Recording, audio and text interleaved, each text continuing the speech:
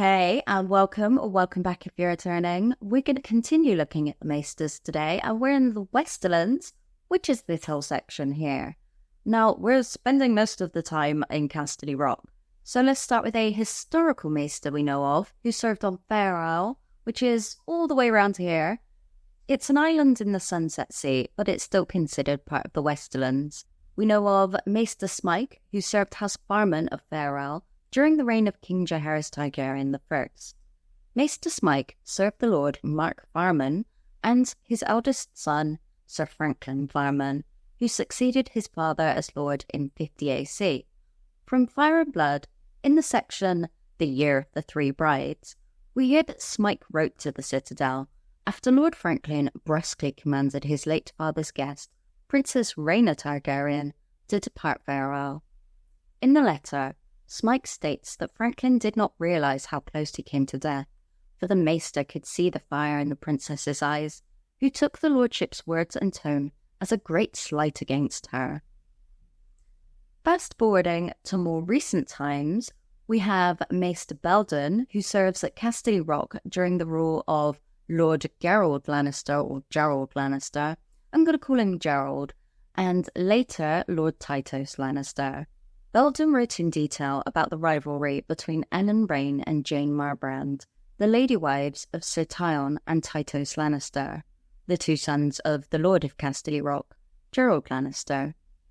According to a semi-canon source, Beldon surmised that Lady Ellen named her two daughters by her second husband, after the late wife and niece of Lord Gerald, both who died mysteriously, to hurt him. Maybe she was friends with them and the Maester didn't know. Who knows?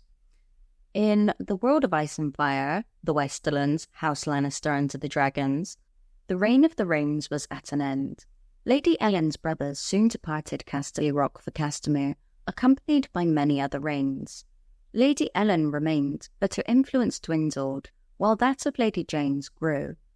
Soon, the rivalry between Sir Tywin's widow and Tytos' wife became truly ugly, if the rumour set down by Maester Beldon can be believed. Beldon tells us that in 239 AC, Ellen Rain was accused of bedding Sir Tytos Lannister, urging him to set aside his wife and marry her instead. However, young Tytos, then 19, found his brother's widow so intimidating that he was unable to perform. Humiliated, he ran back to his wife to confess and beg her forgiveness. Lady Jane was willing to pardon her young husband, but was less forgiving of her good sister, and did not hesitate to inform Lord Gerald of the incident.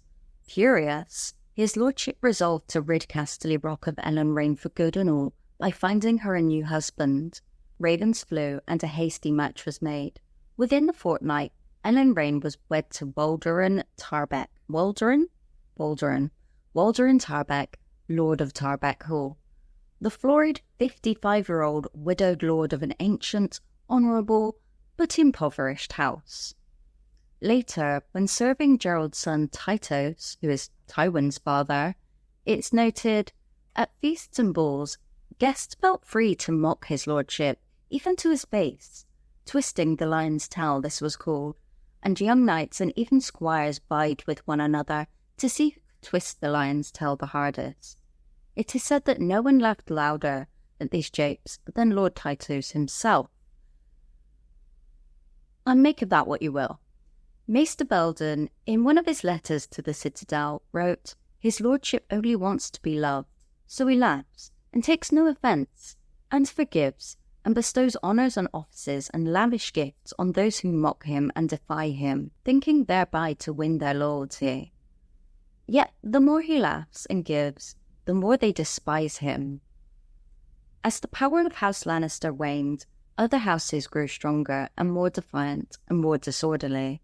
By 254 AC, even lords beyond the borders of the Westerlands had grown aware that the Lion of Casterly Rock was no longer a beast to be feared.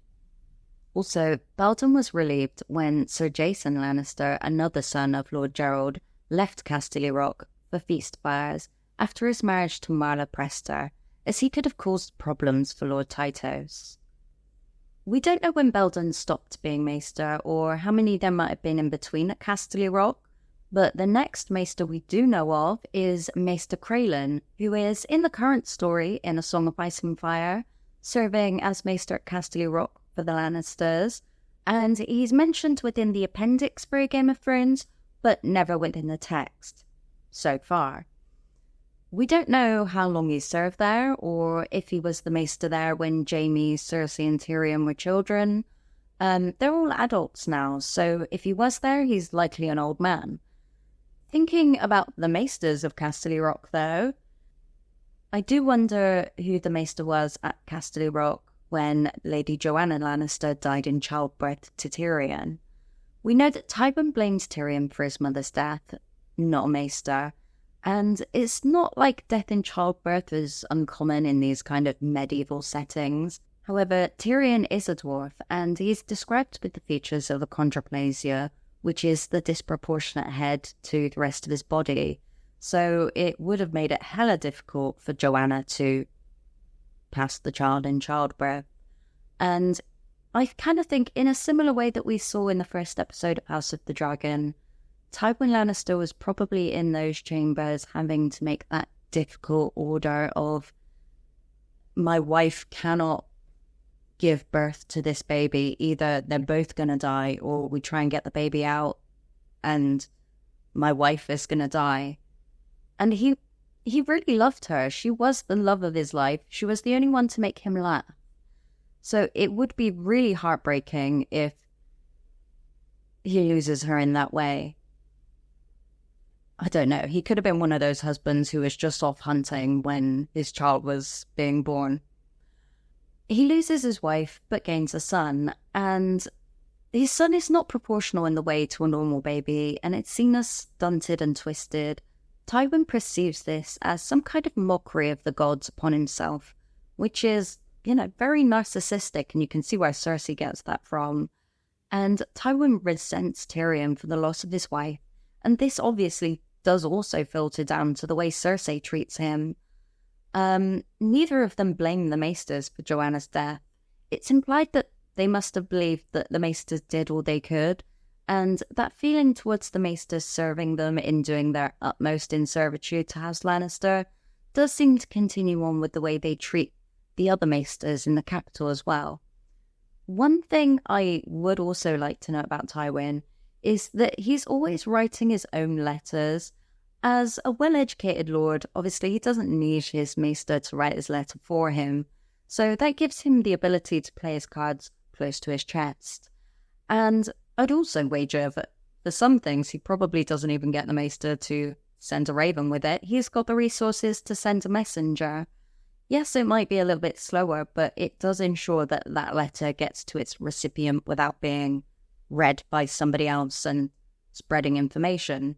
Now, I think that the Lannisters in general, and I'm not really speaking Tyrion here, but just the Lannisters in general, I think that they'd see their maesters as servants and potential spies rather than having any agency of their own and their own plans or plots. If they do have their own plans, it's because of the house they were born to and their allegiance to that house. Like when Maester Gorman is being elected as the next Grand Maester because Pycelle's been removed from his position, Tywin hears about this, and Gorman is the uncle of Mace Tyrell, so Tywin is like, oh, no, Pycelle is back in his position, and there's no need for that, thank you. The Lannisters in general are so narcissistic that they just treat them like other servants, rather than advisors as well. Let me know what you think. Don't forget to like, subscribe, turn on your notifications, let me know if I forgot anyone as well, and I'll see you next time. Cheerio!